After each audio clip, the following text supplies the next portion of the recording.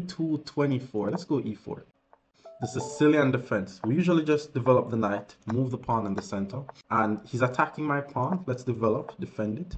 Knight c6. Now we're in the richer house of variation of the Sicilian. So nice line. He plays e6. Let's go queen d2. We're trying to just get castle. Let's castle the king. And then we're going to go f4 to gain some space on the king side and then start our attack.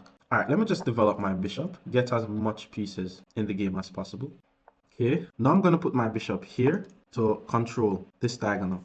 Okay, he attacks my bishop. I'm thinking of just pulling my bishop back. I'm not trying to give up my bishop for a knight. He castles his king, and I want to start my attack. So let's go g4. It's a pawn storm, and if we get a pawn on g5, it really opens his position. So let's see. Okay, now he plays b5. He's going for his own pawn storm. If I push, he moves the knight. I'm not able to take because I lose my bishop. So let me get my rook on the same line as his king first. He attacks my knight. Let me just pull it back. My e4 pawn is still guarded, so that's fine. Then he puts his rook on the same line as my king. Okay, we're going to complicate the game. Let's play g5, trying to open some lines. He didn't move the knight. He just took the pawn. So we're going to take with the bishop and target his g7 pawn.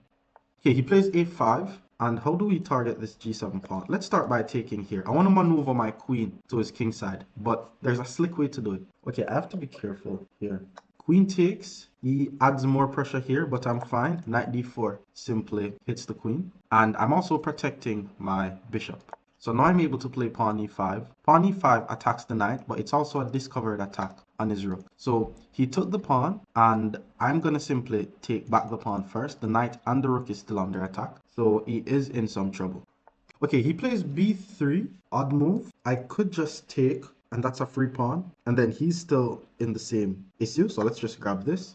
This is still under attack, but then he attacks my knight. I guess he's just trying to counter attack. If I take this though, he has to react to it with bishop takes, and then I take, and then you have to react to it again, and I'm threatening this. So let's actually take here, so that way we have the tempo. Like, my move is more threatening than his. And I'm removing the guard of his d7 bishop, but I have no intention of taking that. He took with the bishop. Let's take here. So we're still threatening to take on g7, and this should be a checkmate incoming. I have to be very careful not to get mate here though. So every move has to be an attacking move. Okay, he plays g6. If I play queen h6, that would be a mate, but his queen takes on c2 is also mate. So I'm going to go knight d4 first, guard my knight, protect the c2 pawn, and then I'd love to go queen h6. So he pushes this pawn, and after queen h6, there's just no way for him to prevent a checkmate.